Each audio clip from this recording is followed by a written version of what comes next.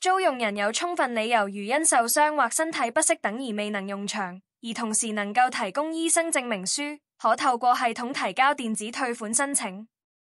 月票退款申請須於取消月票或月票到期日後嘅30日內提出。如要查閱月票資料，可撳我的記錄。撳月票。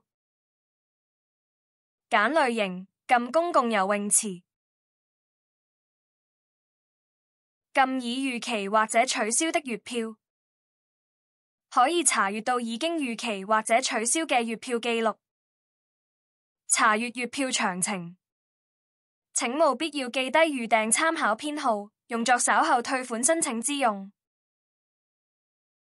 撳我的記錄。喺其他記錄下面，撳預訂的特別要求。撳退款申請。揀類型，撳月票。輸入預訂參考編號。揀可獲退款嘅日期。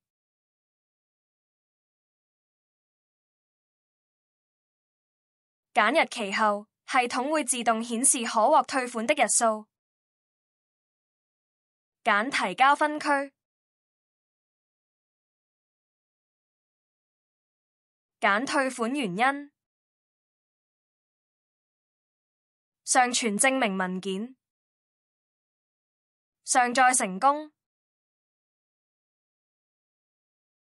閱讀並同意聲明。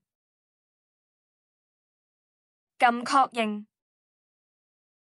申請已提交。撳儲存以供參考。